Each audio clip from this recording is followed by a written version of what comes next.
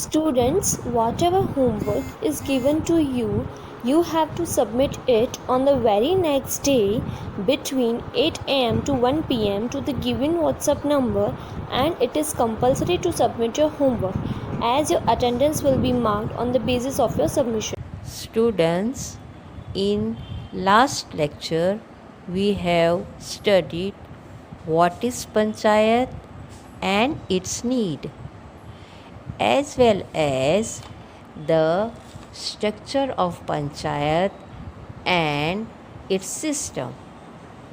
Now, in this lecture, we will study what is Gram Panchayat, formation of Gram Panchayat and its function, and what is Gram Sabha and its formation and function. The Panchayat is an elected body. In a village, all those who are 18 years and above can become the member of village body, the Gram Sabha.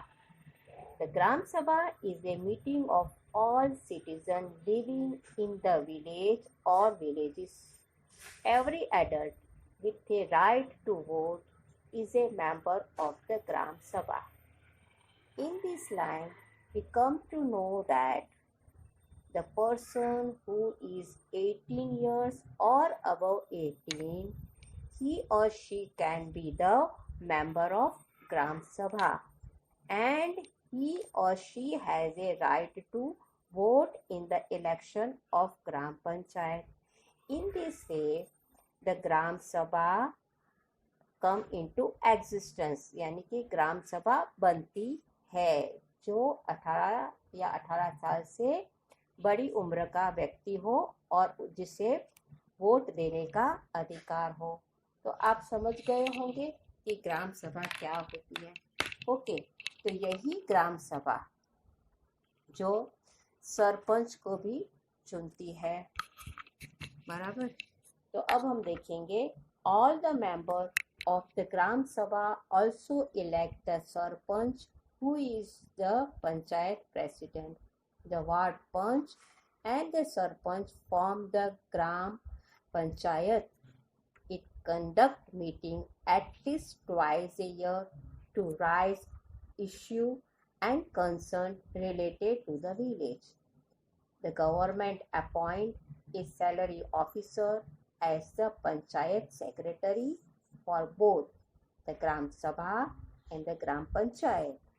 He performs the important function of taking minutes of the meeting of the Gram Sabha and also register the work done by the Panchayat. Now, in this paragraph, we come to know that Sarpanch is known as the president, that we have already learned.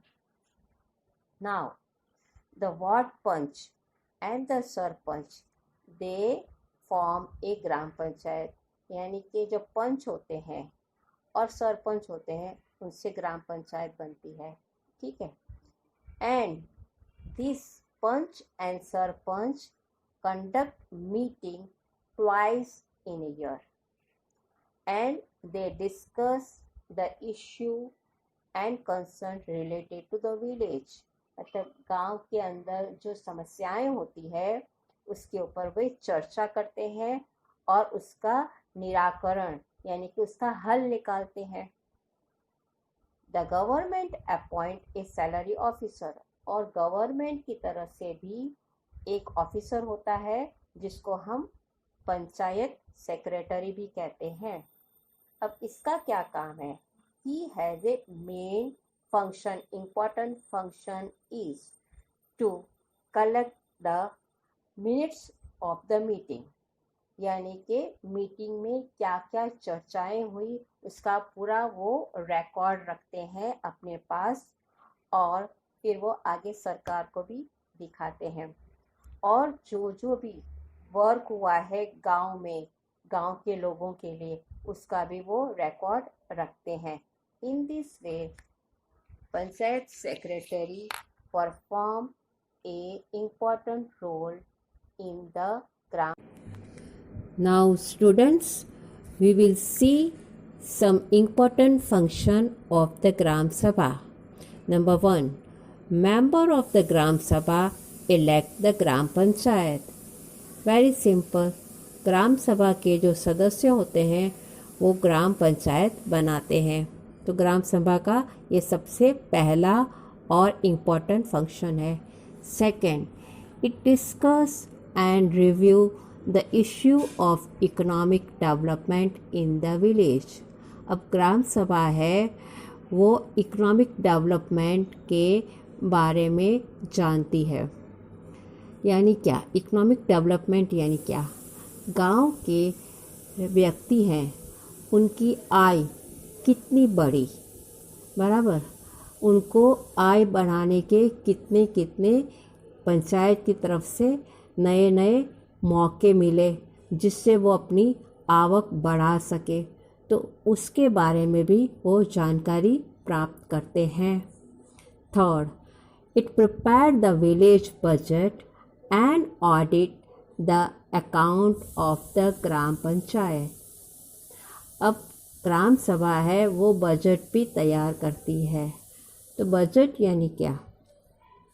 तो जो गांव में income होती है tax आदि के द्वारा, वो इनकम का वो कहाँ यूज़ करेंगे और कहाँ पे जो है अच्छा नया कुछ सुधार लाएंगे गांव में, तो वो सब डिसाइड करते हैं. इनकम को कहाँ लगाएंगे तो उसको हम बजट कहते हैं. तो वो बजट भी तैयार करती है ग्राम सभा और ऑडिट भी करती है. यानी कि वो इनकम को कहाँ कहाँ पे खर्च किया उनका जो हिसाब है उसको भी वो देखती है. Next, it looks into the issue of social justice in the village. अब सोशल जस्टिस से क्या समझते हैं? यानी कि गांव में जो व्यक्ति होते हैं उनका समाज के साथ या उनका दूसरे व्यक्तियों के साथ कैसा संबंध है, उनको समाज की तरफ से अच्छे से न्याय, उनको सारे हक मिलते हैं कि नहीं. जैसे उनको रोजी रोटी कमाने का, कुछ जो है नौकरी के लिए, या समाज में उनको अच्छे से रिस्पेक्ट मिलता है कि नहीं, पढ़ने का मौका, लेडीज़ को है कोई काम करने का मौका, इस तरह से उनके साथ समाज में अच्छे से जस्टिस होता है कि नहीं, उसको कहते हैं हम सोशल जस्टिस. तो ये भी गांव के लोगों के बारे में वो जानकारी प्राप्त करते हैं. Last, it also make the panchayat responsible and accountable to the people of the village. और वो पंचायत को उनकी जिम्मेवारी का भी एहसास दिलाती है, उनको याद करवाती है कि हमें गांव के लिए ये काम करने हैं. उसके ऊपर भी उनका ध्यान जो है वो करती है. Now students, we will see gram panchayat, formation of gram panchayat. Every village has a gram panchayat elected by Gram Sabha. Sometimes a few less populated area village are collectively looked after by a Gram Panchayat. All Panch and the Sarpanch form the Gram Panchayat. We know that Panch and the Sarpanch, they form a Gram Panchayat, and Gram Panchayat is elected by the Gram Sabha. Okay, so simply Gram Panchayat is elected by the Gram Sabha. So students, now we will see the function of the Gram Panchayat. The Gram Panchayat is responsible for sanitation, conservation, drainage and redressing public grievance. Means स्वच्छता और पानी के निकास की व्यवस्था और जो उनकी छोटी बड़ी तकलीफ़ें होती है उनके ऊपर भी ध्यान देना. curative and preventive measure with respect to any epidemic. अभी एपिडेमिक तो आपने अभी सीखा ही कि कोई अचानक कुदरती बीमारी गांव में, शहर में या देश में आ जाती है, फैल जाती है, तो उसे भी दूर करना और लोगों की हेल्थ का ध्यान रखना. Supply of drinking water and disinfecting the sources of supply and storage of water. स्वच्छ पानी की व्यवस्था करना और ऐसी स्टोरेज की व्यवस्था करना कि जहाँ पे कीटाणु ना हो, ऐसी स्वच्छ जगह बनाना और पानी का स्टोरेज करना. The maintenance, repair, construction and protection of public street. तो गाँव में जो गली होती है उनकी भी मतलब स्वच्छता रखना, उनकी संभाल रखना, और ज़रूरत पड़े तो सड़कें बनवाना और सड़क बनवाने के बाद उनकी संभाल रखना, उनका रिपेयर करवाना आदि. The control and administration of the gram panchayat fund. अब ग्राम पंचायत में से जो टैक्स के रूप में फंड आता है उसका भी एडमिनिस्ट्रेशन यानी कि उसका मैनेजमेंट करना कि उसे कहाँ खर्च करना है आदि. The imposing, assessment and collection of the taxes, rates और फी. तो गांव के लोगों के ऊपर कितना हमें टैक्स लगाना है, फिर उसका मूल्यांकन करना है, यानी कि वो कहाँ पे लगाया जा सके और हमें किस तरह से कलेक्ट करके गांव के अच्छे कामों में उस टैक्स को लगाना है. तो इस तरह से उसका एवोल्यूशन भी करना पड़ता है. द एडमिनिस्ट्रेशन ऑफ द न्याय पंचायत इफ रिक्वायर्ड. तो 2-4 गांव के बीच में जो न्याय पंचायत होती है उसका भी एडमिनिस्ट्रेशन करना यानी कि उसका भी मैनेजमेंट करना, उसको ज़रूरत पड़े तो कुछ एडवाइस देना. Regulation of market and rate of agriculture product. तो गांव में जो फसल उगती है उसका रेट नक्की करना और गांव लोग किस तरह से गांव के लोग किस तरह से बेचकर उसमें से वो कमा सके उसका भी आयोजन करना. Maintain record of birth and death in the village. गांव में कितने लोगों का नया जन्म हुआ है और कितने लोगों की डेथ यानी कि मृत्यु हुई है उसका भी हिसाब रखना. इसके अलावा स्टेट गवर्नमेंट की तरफ से भी कुछ बातों के ऊपर उन्हें ध्यान रखने के लिए कहा जाता है. तो वो बातें ये हैं. On behalf of the state government the gram panchayat has to focus on primary, social, technical, vocational, adult और नॉन फॉर्मल एजुकेशन. तो गांव में प्राथमिक शिक्षा हो, टेक्निकल शिक्षा हो. तो टेक्निकल यानी कि कोई एक खास विषय पे पढ़कर हम उस पढ़ने के बाद उस पे अपना कुछ आय कर सके, कुछ कमा सके, उसको कहते हैं technical knowledge.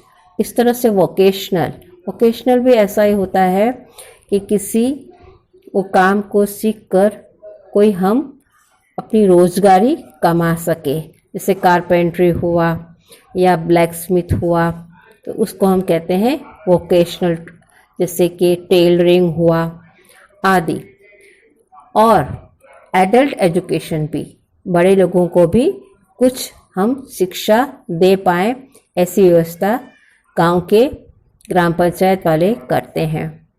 Second, rural dispensary, health centre, maternity and child welfare centre. तो गांव में डिस्पेंसरी यानी कि अस्पताल होने चाहिए, हेल्थ सेंटर यानी कि आरोग्य केंद्र जहाँ पे हमें हेल्थ के बारे में सूचनाएं दी जाए. इसी तरह से चाइल्ड वेलफेयर सेंटर, तो बच्चों के कल्याण के भी केंद्र बनवाए जाए। और मैटरनिटी यानी कि प्रसूति, बच्चों के जन्म के लिए जो अस्पताल होते हैं उनकी भी व्यवस्था होनी चाहिए। Irrigation, rural electrification and housing, तो खेतों के लिए नहरों की व्यवस्था, पानी के सिंचाई की व्यवस्था होनी चाहिए, गाँव में बिजली की व्यवस्था होनी चाहिए, अच्छे घर बनवाने चाहिए। Land reform including bringing waste land under cultivation, जो गाँव में बिन उपजाऊ ज़मीन होती है, जो फर्टाइल लैंड नहीं होती है, उसको फर्टाइल लैंड बनाना यानी कि उपजाऊ बनाना। वुमेन एंड चिल्ड्रन डेवलपमेंट, और साथ साथ health centre, child welfare centre तो होते ही हैं, मगर स्त्रियों के लिए भी और बच्चों के लिए भी डेवलपमेंट हो, ऐसे कार्यक्रम करवाने चाहिए। तो ये थे हमारे ग्राम पंचायत के